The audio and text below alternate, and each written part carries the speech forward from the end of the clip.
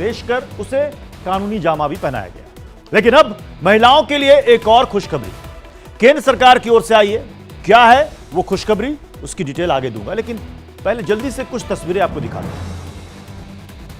ये देखिए तस्वीरें, ये 21 सितंबर की तस्वीर है जब राज्यसभा में महिला आरक्षण बिल पास हो गया था। उसके बाद पीएम मोदी ने सभी महिला सांसदों का अभिनंदन किया था और उनके साथ फोटो भी खिंचवाई थी, सेल्फी भी खिंचवाई थी प्रधानमंत्री ने, जब राज्यसभा से महिला आरक्षण विधेयक पास हुआ था। अब आपको जल्दी से दूसरी तस्वीर भी आपको दिखाते हैं। 29 सितंबर को राष्ट्रपति द्रौपदी मुर्मू ने भी महिला आरक्षण विधेयक को मंजूरी दे दी, जिसके बाद महिला आरक्षण अब यह विधेयक कानून की शक्ल ले चुका है। इस विधेयक के तहत लोकसभा और राज्यों की विधानसभा में महिलाओं को 33% आरक्षण देने का प्रावधान अब बन गया है, क्योंकि अब यह कानून बन चुका है। और अब बारी उस खुशखबरी की जिसका जिक्र मैंने शुरुआत में किया था। दरअसल सूत्रों के हवाले से हमें यह पता चला है कि महिलाओं को अब सस्ते ब्याज दर पर कर्ज दिए जाएंगे, लोन, और इसी नवरात्रि में इसका ऐलान भी हो जाएगा, ऐसी भी खबरें हैं। केंद्र सरकार ने सस्ता कर्ज दिलाने के लिए पूरी रिपोर्ट तैयार कर ली है। कर्ज पर कितनी छूट मिलेगी, क्या उसका प्रोसेस होगा, फिलहाल इसकी डिटेल सामने नहीं आई है, लेकिन इतना जरूर है कि अगर कोई कर्ज महिला के नाम पर है तो उसकी ब्याज दर आम ब्याज के हिसाब से बेहद कम होगी। सूत्रों से हमें जो डिटेल पता चली है वो आपके सामने रखते हैं।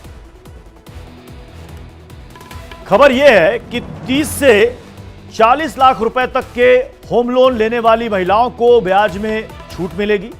अगर महिला को एप्लीकेंट हो यानी ज्वाइंट लोन हो तब भी यह छूट मिलेगी। महिलाएं बैंकों के अलावा एनबीएफसी संस्थाओं से भी सस्ते कर्ज ले सकती हैं।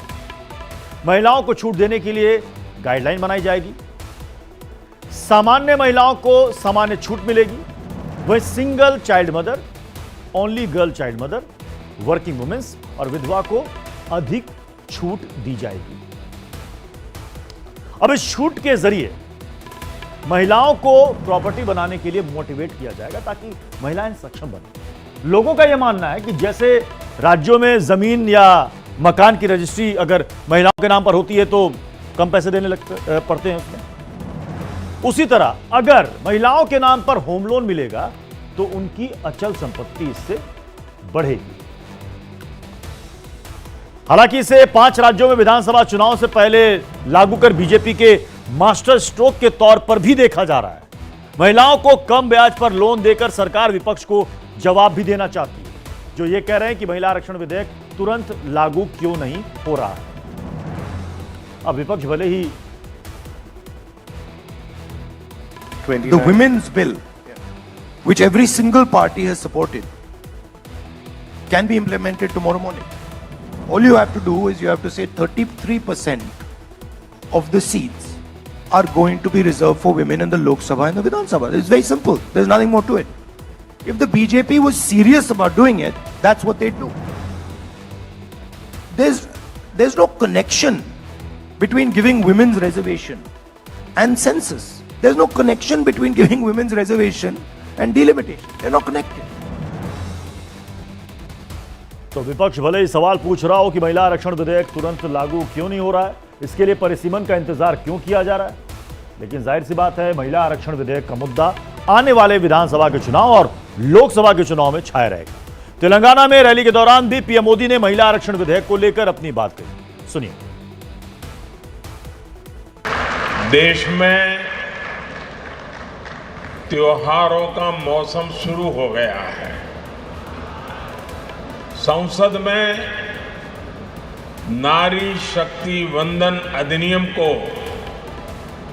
पास कराकर हमने नवरात्र से पहले ही शक्ति पूजा के भाव को स्थापित कर दिया है।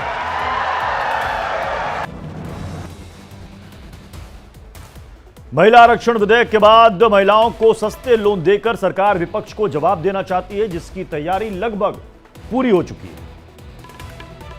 मौजूदा समय में होम लोन लेने के मामले में महिलाओं की संख्या पुरुषों से ज्यादा है। 46% पुरुषों के मुकाबले 48% महिलाओं ने होम लोन लिया है। बाकी के 6% लोन ज्वाइंट तौर पर लिए गए। इसके साथ ही व्यवसाय, खेती और बच्चों की एजुकेशन को लेकर भी महिलाओं में लोन लेने का ट्रेंड तेजी से बढ़ा है। संसद में महिला आरक्षण बिल पास होने और कानून बनने के बाद हर सेक्टर में महिलाओं की भागीदारी पर खूब चर्चा होने लगी है। लेकिन इससे इतर एक हकीकत यह भी है कि इस कानून को बनने के बाद भी देश की महिलाओं को पुरुषों के बराबर आने में 149 साल लगेंगे। इन आंकड़ों से आप समझ सकते हैं कि महिला और पुरुषों में देश में कितना बड़ा अंतर, कितना बड़ा गैप है। वर्ल्ड इकोनॉमिक फोरम की ग्लोबल जेंडर गैप रिपोर्ट बताती है कि साल 2006 से 2023 के बीच लैंगिक समानता में सिर्फ 4% की सुधार हुई है। अगर इसी रफ्तार से लैंगिक समानता बढ़ती रहे तब 100% आंकड़े तक पहुंचने पर आपको 2154 का इंतजार करना पड़ेगा। अभी 2023 चल रहा है और 149 साल बाद 2154 में हम जाएंगे, तब कहीं जाकर पुरुष और महिलाएं एक बराबरी पर खड़े होंगे। तो वर्ल्ड इकोनॉमिक फोरम की रिपोर्ट में भारत की महिलाओं की स्थिति क्या है, जरा उसके भी आंकड़े आपको दिखाते हैं। रैंकिंग देखिए, 139वीं रैंकिंग है वर्कफोर्स में महिलाओं की 37% हिस्सेदारी के साथ। 116वीं रैंकिंग है एक जैसा काम करने के लिए एक जैसा दाम पाने, मतलब मेहनताना के मामले में। 141वीं रैंकिंग है महिला पुरुष में अनुमानित आय में अंतर के मामले में। 124वीं रैंकिंग है मैनेजर लेवल पर कार्यरत महिलाओं की संख्या के मामले में। 137वीं रैंकिंग है महिलाओं के सेहतमंद जीवन जीने में। 140वीं रैंकिंग है जन्म के समय लिंग अनुपात मामले में। 117वीं रैंकिंग है संसद में महिलाओं की हिस्सेदारी के मामले में। 132वीं रैंकिंग है देश की राजनीति में महिला मंत्रियों की संख्या के मामले में।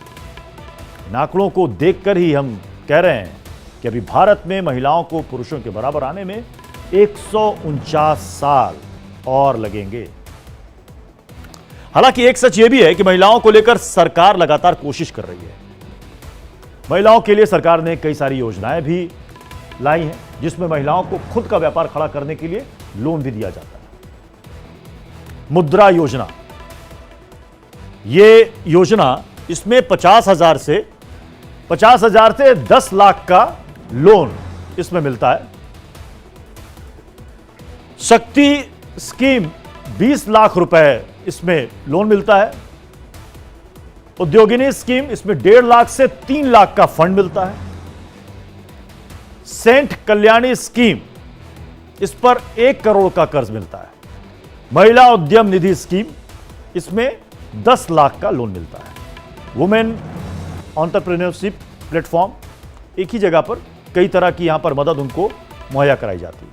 लेकिन इन योजनाओं के साथ ही जरूरत है समाज में जागरूकता फैलाने की, ताकि आधी आबादी को पूरा हक दिया जा सके। महिला और पुरुषों के भेदभाव मिटाने की बात सिर्फ कागजों तक सीमित ना रह जाए। जरूरत है इसे जमीन पर उतारा जाए, तब कहीं जाकर नारी शक्तिकरण हो पाएगा। तो इंडिया बोल रहा है मैं आज बस इतना ही, फिर मुलाकात होगी। आप देखते रहिए इंडिया डेली लाइव।